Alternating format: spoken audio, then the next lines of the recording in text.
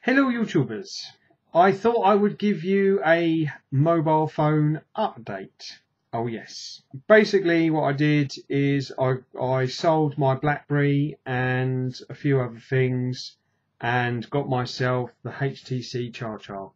And the reason I got this is for text messages and phone calls really. As you can see, it is in pretty good condition. I got it from CEX and it was in the C grade category, and I think the reason why it was a C grade is because it didn't have its original box with it, but I don't know if you can see that, but it's in really good condition and I'm really chuffed with it. I think it's really good. It's been working really well. I've been using it since Friday and the call quality is really good. The touch screen is really good as well. It sort of flows quite nicely.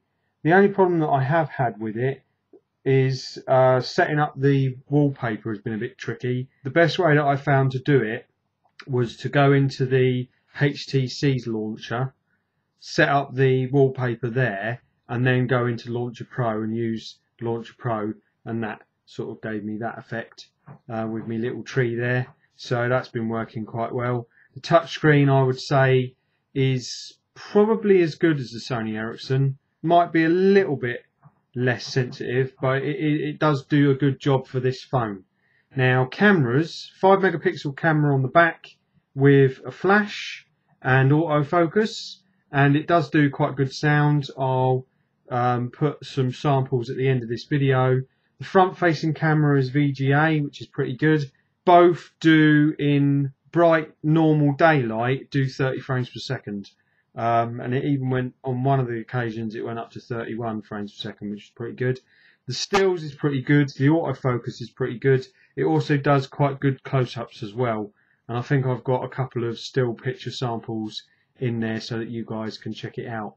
Now, the reason why I got this is because I was looking at some of DJ Mattyman's videos, and he was talking about the ChaCha that he'd got, ChaCha.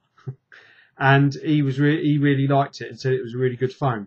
So I wanted to get another QWERTY keyboard phone. The BlackBerry was sort of, I wasn't really liking the BlackBerry that much, to be honest. Not that there's anything wrong with it. It's just didn't really suit me really. So I decided to get this instead, and I'm really glad that I did. So basically, I'm going to be using this for just phone calls and text messaging. And I would highly recommend the HTC ChaCha. ChaCha? Because I think it's a really good phone. The camera on it is really good. You don't need the LG camera app because the actual camera app itself does do a really good job. You've got loads of options in there and it's really good. The keypad is really nice as well. It's nice and spaced out and it's just a really nice phone to use, and I'm really happy that I got it. So I would highly recommend the HTC ChaCha. And also I would recommend you check out DJ Mattyman's channel for some more videos on the ChaCha.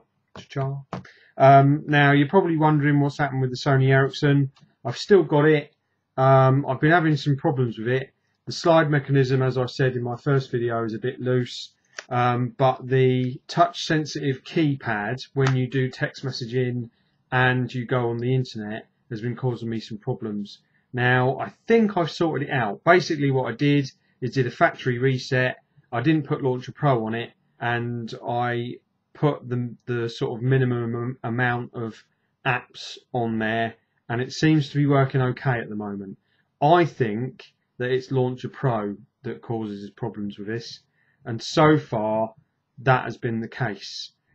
But I am going to wait to see if I need to do anything about it, basically, because it was giving me a lot of jip over the last couple of days.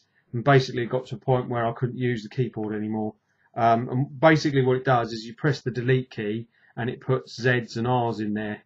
And also if you're typing, it keeps putting in extra letters. And at first I thought it was my fault, but it turns out that it isn't. It's something to do with the touchscreen. And I think Launcher Pro is what causes the problem. So I am going to be keeping an eye on it. I do use this still. I use it a lot on the internet. Basically, this is replacing my iPod Touch at the moment, only for internet use, because I use it a lot and I'm getting about 2.5 days worth of heavy use out of it, which is pretty good. And the reason I don't get a tablet PC is because I can use my mobile SIM card in this and use the mobile internet when I need to. So that's why I'm sort of sticking with the Sony Ericsson. So hopefully my little sort of factory reset and refix, hopefully that will sort out the keyboard and I won't have to send it back. But it is doing really well. I'm getting 2.5 days worth out of it, so that's pretty good. And I am using it a lot, so there you go. So that's the Sony Ericsson Xperia Play and the HTC ChaCha. I would recommend this more than I would recommend this. I think you've got to want to specifically own this to have it, because it is quite chunky, and I have been finding that having that in my coat pocket is quite heavy and quite chunky. Whereas today, I went to London today, and I had that in my pocket, and I didn't have any problems with it. So I am starting to prefer this as a mobile phone over this. So there you go. Well, that's my little phone update. Hope you've enjoyed it. Next up, I'm going to show you some video footage and picture samples from the ChaCha.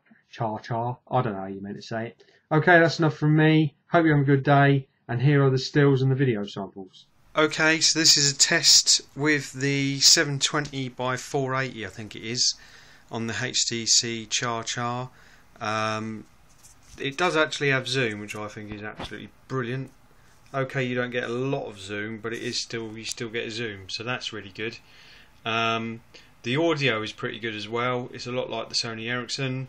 I've been having a look by using QuickTime to see what the frames per second is, and you get about 30 frames per second in perfect lighting.